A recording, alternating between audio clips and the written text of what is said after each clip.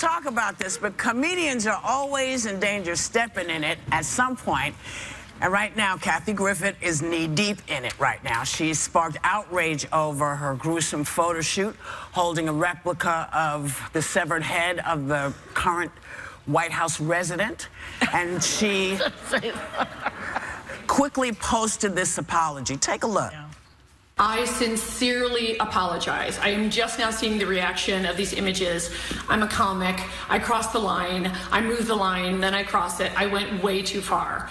The image is too disturbing. I understand how it offends people. It wasn't funny. I get it. And sponsors have dropped her. People are calling for her to get fired, thrown in jail, and the Secret Service says they're looking into this. When you saw it, what was your response? I thought it was bad. I thought it was awful. It wasn't funny. Like him or not, you know, and you can debate his policy. He's the president. And when I saw that, all I thought of was his kid. He has an 11 or a 12-year-old, and I thought of that child seeing that image and said, you know what, just because you can say something doesn't mean you should, or just because you can do something doesn't mean you should. And it bothered me. And I remember Ted Nugent had gotten a lot of heat. He had said back in 2012, if Barack Obama becomes the next president in November, again, I will either be dead or in jail by this time next year. And when I heard that, I was equally sick to get heat because this president invited him to the White House. But the Secret Service went and checked him out. The Secret Service did their job, and I get it, because this is, like him or not, you can't do this stuff with a sitting president, and you shouldn't. I mean, it's not just a president, he's a human. I think the point is that's an image that doesn't make anyone sit comfortably, and the fact that it's a reference to beheading, considering the times we've been in and what that symbolizes in our country, how we've dealt with that blow, that image specifically gives people a visceral reaction. So there, it takes you out, and it was crazy. I mean, I was emailing Whoopi most of the night because I was thinking, is this some kind of weird performance art thing that I just don't get? I'm so offended by it. It's so vile and foul. Maybe it's funny and I just don't get it. And what did I write you back? You said it's just not funny. Well, that's the problem. It's not funny. It's not funny. That is basically the problem. I mean, look, you know, Chelsea Clinton said a great thing. She said, you know, you should never talk about assassinating a president. You just don't do that. And, you know, everybody, you know, as comics, we sometimes go across the line, and she made a mistake. You know, you don't want to bring up beheading, you know, thinking of Daniel Pearl. You don't want to, you know, and we've just had all of this violence happen in the last couple of days, and so it was just, well, there's two things. But I mean, we could discuss and argue whether the joke is funny, but I don't see an actual joke. No, there is no joke. That's why I thought it was I didn't get it. Kathy even admitted that it wasn't funny. It's not funny. But, you know, Trump insinuated violence against Hillary at a rally one time, if you recall.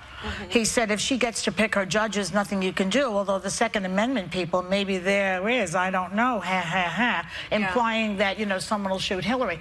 And so when you talk about the children being upset, well, Chelsea Clinton, who's coming on the show today, that was a little scary for her, too. It just isn't funny. So, you know, and I think that the fact that Kathy is well known, people are probably putting images like this all over the place. They hang you in effigy, but because she's famous, it will hang around for a while. And I don't think it's helping her career in the least. But that's the question. Like, we've had this loss of civility in our you know what? Our society. Look, she thought she had the audience for it. And what she discovered is it's not there. No one wants to see this. You can be as mad at him as you want to. You can say stuff about him. You can do all kinds of stuff. Nobody wants to see this. It wasn't funny. It didn't work. And she's going to now deal with the consequences. But is it career ending? I mean, that was my question last night. I don't know what ends a career anymore. I've had so many.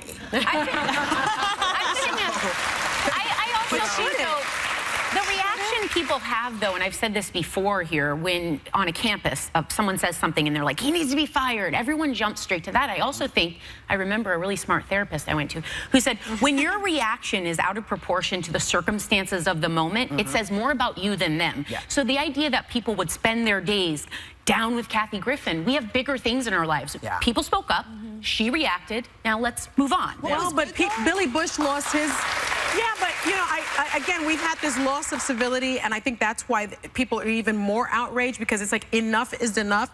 perhaps starting with Ted Nugent and this president, because they have you know, been so aggressive in this way. But we had Billy Bush that lost his career. We've have had countless numbers of comedians that have lost their careers. Right. Is it time for us as a society to say, listen, enough is enough, and she made a bad artistic choice. He was busted on a video that people can't unsee. It's a character revealer. To me, she's an artist that said, I made a bad choice. He wasn't making a choice. He was overheard. But, you know, this morning, like, Chris, I'm sorry, did you No, that was it. It was just, it tells you something about Paula Deen? What about Godfrey? What about all these people? They did. Chris Cuomo this morning made a statement that I have to take issue with Chris, because I love him and he's been doing a great job. But he said the comedians today are sort of getting mean-spirited and going over the line. I think he's referring to Saturday Night Live. But I don't really agree with that. I think that the mean-spiritedness comes out of the White House, and then the comedians just respond to it. And people are angry, and people feel powerless in this country. Right now, he's about to go against the Paris Accords, which will increase climate change negatively. And he's about to do something else stupid like that again, putting himself with Nicaragua and Syria, the only other two countries in the United Nations who are not going to sign the Paris Accord.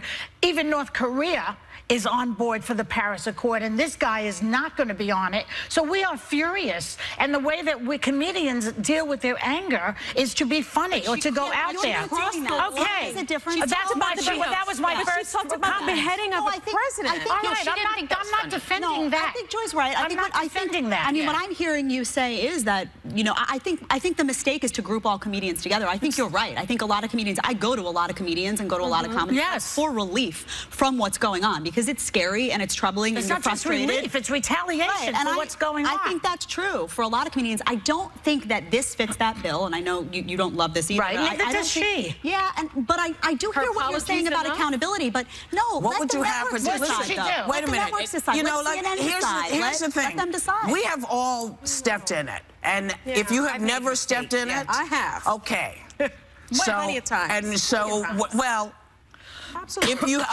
Absolutely. So what you do is you learn from the consequences of stepping in it. Yeah. She said, I get it, I saw it, because she wasn't seeing it. You know, sometimes you do stuff and you don't see what other people see. You see what you think is going to be your big thing. Or your intention or something. And suddenly you discover that people say, sorry, this does not work. She kind of knew it, though. It's a terrible thing. It's crappy that she kind of knew it, though. I don't know that she kind of knew. Yeah, she did. Because there was another video. All I can say is how I feel. Yeah. Okay? And what I feel is she made a mistake and she's paying the consequence. Yeah. And she's not, you know, going on and on about how you should, you know, berate her and beat her and do it. That's not gonna fix it. She already knows she's in doo-doo. Yeah. Believe me, she knows. She appeared in that video. Somebody said, you get on there right now. No makeup. That's true. No makeup. No makeup. Get off the toilet and get in that video. And tell people because you made a mistake. And we're all telling you. And just before we go, there was someone, you know, this is not a left or right issue. No. That's right. This is an issue of what is viable for us as a nation and what is not. So all the right side people, stop lumping all the left in it. This is not a left or right. This is just a stupid, bad mistake one person made. Y'all have made them. We have made them. We're moving on. We'll be right back. Okay.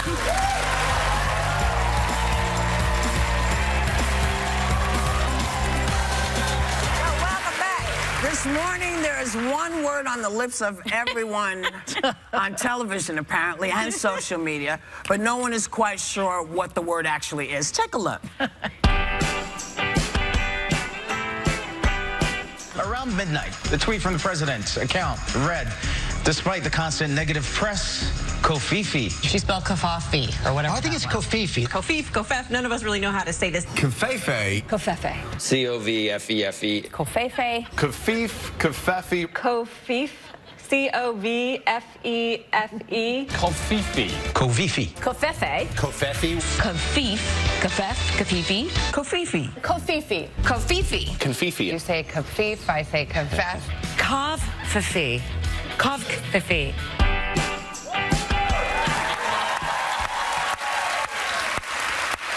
So apparently everybody but me is trying to figure out what this means.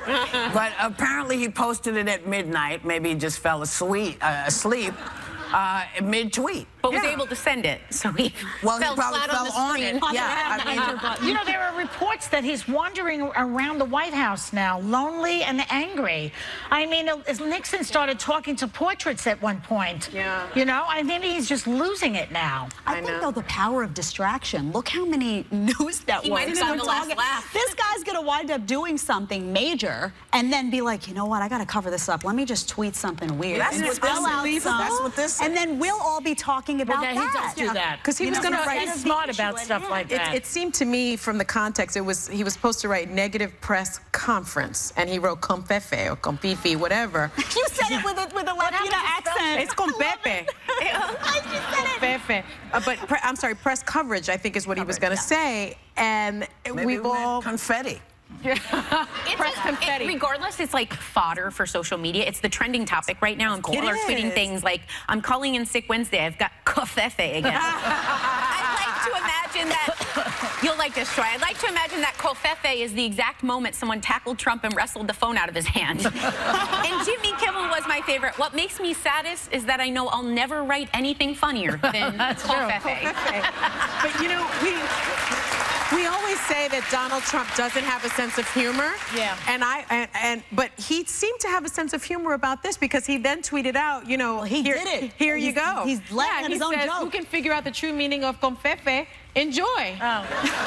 And that's the first. Isn't that one of the first times we've seen him kind of poke fun at himself? That's right. Yeah. Okay. I mean, Speaking of defining terms, Sean Spicer returned to the podium yesterday. Don't know where he was. He was asked to give an example of what he means by fake news. And here's what he said. On Friday, the president was having a great discussion at the G7. And someone from the BBC and ultimately an incoming reporter from the New York Times retweeted that the president was being rude by disrespecting the Italian prime minister. And when in fact you all in every one of the meetings that we sit in watch the president with that one earpiece that's been used by other presidents. And that's the kind of thing that the BBC and ultimately the reporter who's now joining the New York Times push out and perpetuate with no apology. What, you're shaking your head, Peter. I mean, it's true, you did it. No, I'm answering Jim's, but I think, but I guess that's, make mistakes. No, but that's not, but that's just fake. Thank you guys very much. I appreciate it. So, just so you know, the reporter who originally claimed he wasn't, who wasn't listening, posted a correction. So, when is a mistake fake news? Well, fake news is when you put it out there with the intention to mislead. It's usually a sensational story that's going for clicks, clickbait or money. You mean like when you know who said, oh, the former president tapped my phone off? Yeah. Is that like that? Yeah. That could be that. That's all. To me, I actually think the former president was not born in this country. But the difference here is I actually think there might be some paranoia there, so I actually think he might believe it. Typically with fake news, you know it's not true. You intentionally set it out. That's different than a mistake made in the news that is then corrected. Yeah. How about his crowd size at his inauguration? Everybody saw the same picture he did. Joy, everyone knows that's fake news as well. There is a point to be made, I think, about social media and about journalists. And I've seen numerous times a journalist come out and say something, either it's a stat about gun violence or it's reporting on the scene of a crime, and they speak very quickly because they're in this day and age you're trying to keep up with the fast pace of everything, and then it gets retweeted hundreds of times before a correction has to be issued. So I think in the age of social media there is an awareness that has to take place with all of us that if you say something and put it out there, there's a chance that by the time you go to correct it, millions of people have retweeted it. But true journalists want to be right rather than first. Yeah. True journalists. Too many want to be first now. I see but we're living in a world with a guy who puts out lies and never says, oh, I made a mistake. You know, this is unfortunately what you're looking at. And because we don't have it from the top, the middle isn't going to get it. Yeah. And who knows what's going to happen, but except you know what's going to happen right now, right? You know, we'll be right back.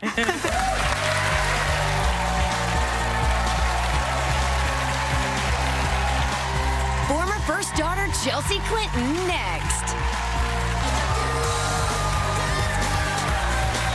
And the World Watch Show Chelsea Clinton grow up under the microscope in the White House and watched her stand beside her mom during one of the nastiest campaigns in modern history.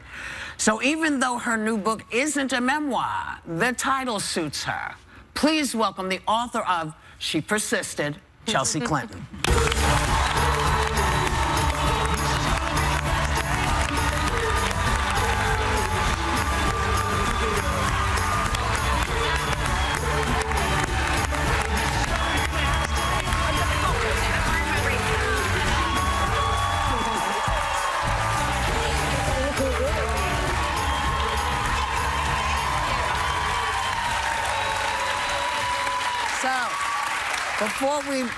Before we start talking about the book, you were one of the first people to sort of pull everybody's coattail and say, you know, you never want to joke about the assassination of a president. No. And no. I mean, I hope that we are in a place as a country where we at least can agree on that. Yeah. That's right. I would hope that we can at least agree that it's never funny to joke about violence toward anyone, and particularly in this politically charged moment toward our president. That's right. Right, excellent. You know, when your mother didn't win the election, you know, a lot of people on my team were very upset and devastated and really surprised, frankly. You too. Your mother too. I mean, I saw her commencement speech at Wellesley, and she's saying, you know, she hit the bottle. Well, I think that's an overstatement. Little Chardonnay, organizing her closet. Little Chardonnay, maybe, and a lot of Charlotte, thankfully. A lot of but I was wondering, there are ways to cope. You know, I organize closets when I have a bad time, or I clean the refrigerator. Do you do that too? So I'm wondering, how did you help your mom to cope with it after this devastating loss to the country? We spent lots of time with my children. My son Aiden is 11 months old now. My daughter Charlotte is 2.5. And the unexpected blessing has been all the time that we've been able to spend together as a family. And Charlotte right now is obsessed with Peter Rabbit. And so a couple weekends ago, we planted a garden at my parents' house in Chappaqua, which was really nice. So seeing my mother and my father like dig in the dirt with my daughter. Like such an unforeseen gift that my daughter was giving me to see my parents in that way. Because although I'm sure that we did that as a child, because my mother told me we planted tomatoes and petunias and other things. You don't remember that? I don't remember that. Because it's all been political. Well, no, just because I was 3 and I don't remember that. No, but I mean, I'm talking about since then, as a child, you probably had to witness them in politics mostly.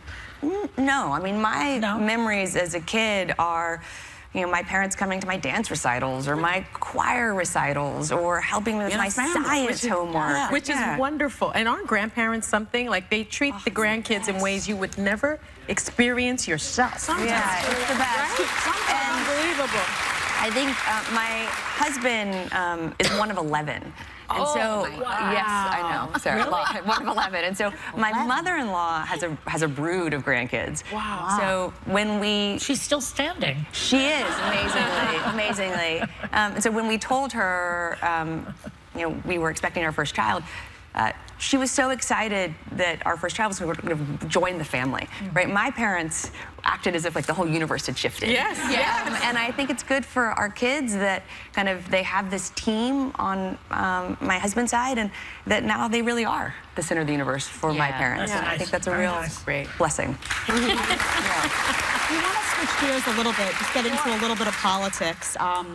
Your mom recently claimed, she was asked in an interview about the election, and she said that if it weren't for Comey's interference, Russia's interference, that it's likely that she would be president right now. And a lot of her supporters felt that they wanted to see more from her in that moment. They wanted her to take some personal responsibility for voters' trust issues with her, for maybe the Democratic Party not having a great ground game in some states and not having messaging in some states that was really good, so that they could fix the problem moving forward. Has she changed her mind about how to approach this topic to kind of ease her supporters' worries and maybe facilitate growth for the party in the future? Well, Jedediah, I think there are lots of questions in there. My mother has talked about this herself. She's working on a book now about the election. I had the privilege of campaigning in so many states for her, and I met so many of the remarkable organizers and volunteers. And as she said, you know, she's never going to blame her team. She had an amazing team of supporters, of surrogates, of staff. You know, more than 1 million people volunteered as part of her campaign effort. And so she's incredibly grateful for that. And she's proud of the swell in this country that is still fighting to protect our health care, fighting to ensure that hopefully we maybe do stay in the Paris Climate Accord, and all the things that she campaigned so hard for. And for me, I now think about my children, with all due respect to my mom, more than I think about my mom and the world that I want them to be able to grow up in. And that's kind of where I think my responsibility now lies as a mother and as a citizen. What can I do to help build the world that I want them to grow up in? Part of that is common decency, as we were talking about earlier. And part of that is standing up for policies that I think are important for all children. But she also has taken some of the blame for it. I've heard her say that. And, you know, maybe people can have two thoughts in their head at once. It was the Russians, and I made mistakes. She said it. She did. What do they want from her? She did. Well, we're never going to know. Like you we're said, never going to know. You may love your mother more than you do. We can split credit on that. Okay. I think it's diplomatic. I have seen a change in you, though. You weren't very political, I think, of course, growing up. And then on Twitter, though, lately, you've gotten really feisty and kind of sassy. You know, you tweet about healthcare, you tweet about the environment. So I have to ask you, is it con fefe or con fifi? And what does it mean? I think it can mean whatever we each want it to mean, right? I mean, even the dictionary sort of said, you know, they were going to stay out of it, right? Merriam-Webster. Yes. So arguably has gotten a little bit spicier since the election. That's a good account to follow. It is a good account to follow.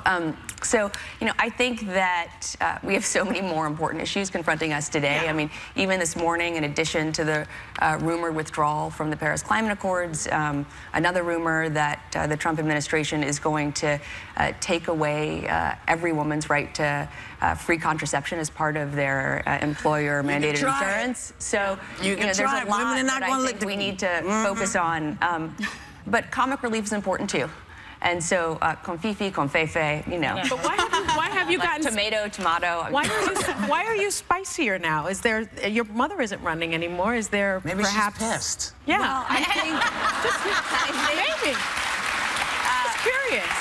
Well, last year I did hundreds of events and interviews throughout the campaign. Was grateful to be on The View as part of that.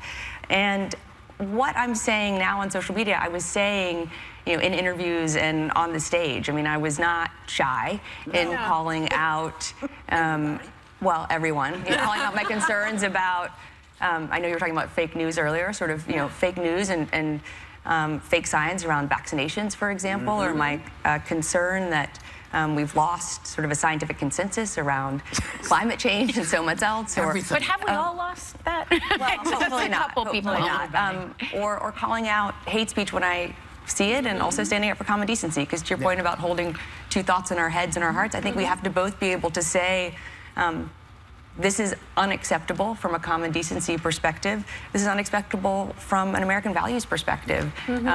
Even if the person who may be saying something is otherwise someone we might agree with.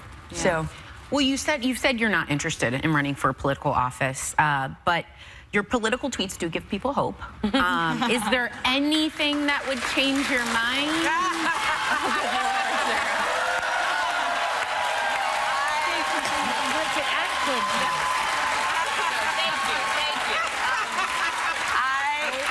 I think, you know, as I've said before, you made that. I don't think being a citizen is something that just happens on Election Day. Yeah. You know, I think registering to vote, showing up to vote is hugely important. Yes. Right. I also think standing up for what we believe, saying what we believe, saying what we're both for and against, standing in opposition to and an affirmation of, I think is hugely important. I am incredibly encouraged, Sarah, by the more than 13,000 young women who've reached out to Emily's List, Off the Sidelines, and others saying they now want to run for office. Yes. For city council, for the school board, for state legislatures, for Congress. And so I hope that we will have more women throwing their hat in the ring, and I look forward to supporting some of those women in the future. Yes. So everybody calm down. It's not happening in 2020. But what is happening is that we're going to come back with more with Chelsea Clinton.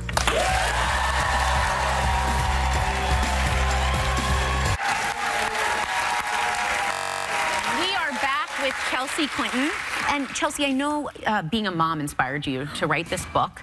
And the book is about 13 women who made a difference in the world. What are you hoping little girls learn from this book, kids learn from this book? There's a quote that I include from this book from Sally Ride. She said often, and I actually had the chance to hear her say this because she spoke at my space camp graduation 20-some-odd years ago, where she said, it was great, I highly recommend it if you're interested in space, science, exploration, discovery. And I remember hearing her then as a kid, and something that I know she said often, which is, it's hard for each of us to imagine what we can't see. Yes. And so I hope that sharing these stories help more girls imagine themselves as astronauts, as journalists, as activists, as athletes, as artists, as Supreme Court justices. I hope it also helps little boys see kind of their sisters, their classmates equally. That's right. In that way. Yeah.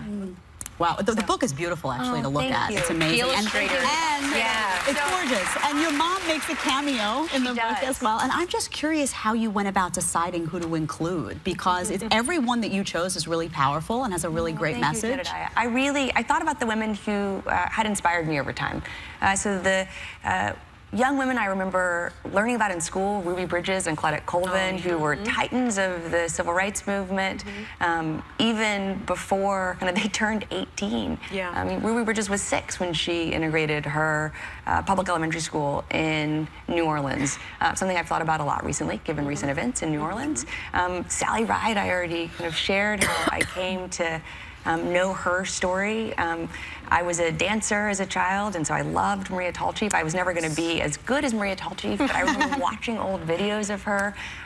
When I was pregnant for the first time with Charlotte, I learned about Virginia Apgar, who developed the Apgar test, which those of us who are parents, you know, that was developed decades ago, and it's still the gold standard test to assess newborns' health around the world. I remember watching Sonia Sotomayor and her confirmation hearings and just being so impressed by her. And I've looked up to Oprah for as long as I can remember, and so just kind of the women who've inspired me over time. And then I included Margaret Chase Smith, who was a big inspiration for my mom, who was the first woman to serve in both the House and the Senate, a Republican, and really someone, because she stood up against Joseph McCarthy, so what she stood against, but also what she stood for. She helped lead the congressional efforts to invest more in the space program. I knew that she'd had such an impact on my mom, and so I remember hearing my mom talk to me about her as a child. So kind of, those are just some of the reasons why I included the women that I feature. Well, your book teaches history, but in our constant quest to get a laugh around here. Joy,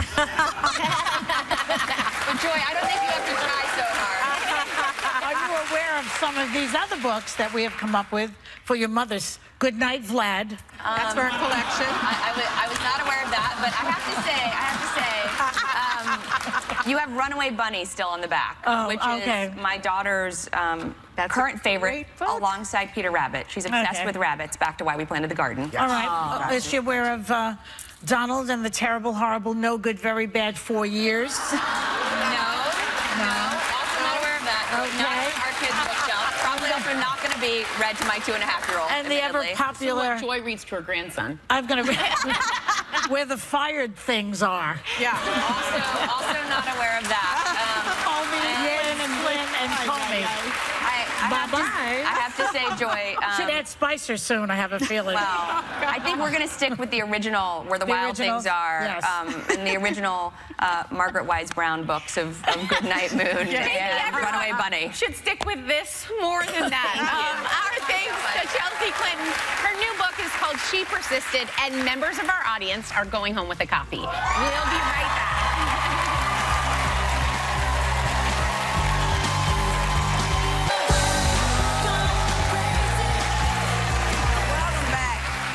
The View's been celebrating season 20 all year long. And in those 2 decades,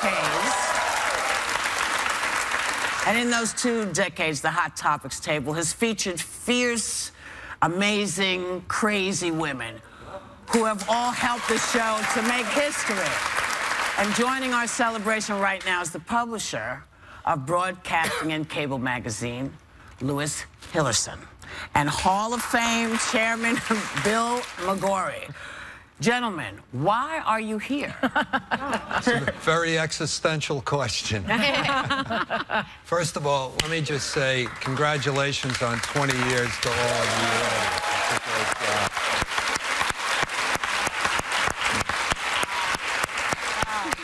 And the Broadcasting Cable Hall of Fame is now 27 years old, was created to honor the luminaries and the individuals and the iconic shows that built our whole industry. From Lucille Ball to your very own founder, Barbara Walters. And I'm here with my colleague, Louis, the publisher, today with a very special invitation. This year, for our 27th anniversary, we'd like to announce on this show today live that The View will be inducted into the Broadcasting and Cable Hall of Fame right here in New York.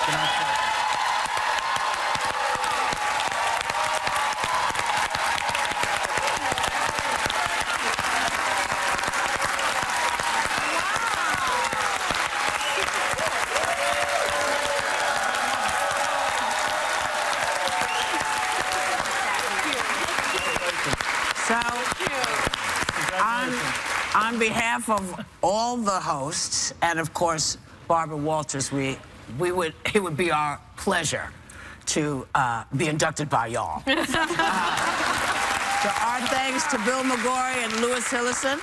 And we have another hot topic. We have time. We have time. All right. So, and to go from easy this segue to this is going to be really interesting. It has been 21 years since teacher Mary Kay Letourneau started her affair with her student, Vili Fualaau, whom she went on to marry. But after 12 years of marriage, he just filed for separation. Now, some people are saying they're shocked that it lasted as long as it did because there was a very large age gap. Yeah. But he filed for the separation? Yeah, he did. That's what they told me, girl. Well, he was 12 years old when this thing started, mind you. Yes. He was 12, and now it's 12 years of marriage. That was his first lifetime. Then he had his second lifetime. Yeah. People should go, like, I taught 12-year-olds, if there's any desire, like, to glamorize this story in any way or look at it like a love story, go spend some time with 12-year-olds and look around that room. Yeah. This is not okay. I mean, I have a 14-year-old. He is a child. Let's remember, it's already done. We already, everybody raked them over the coals. What the question is, you know, are you surprised it lasted this long? It's kind of Stockholm syndrome, isn't it, though? Like, when you're in a situation of possible, like, abuse on some level mentally, I don't know if you can think outside of that. That's why it's shocking that he... No, it's not. He's the one that's... You know what's shocking, don't you? Yes. What? That fact that we'll be right back.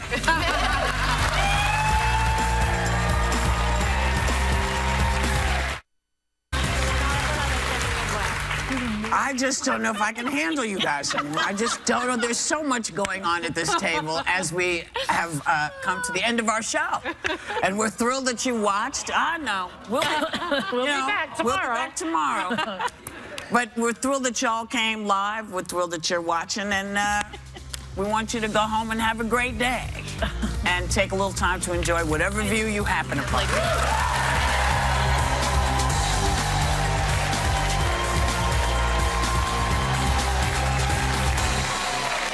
So it has been a part of the landscape here in Cumberland.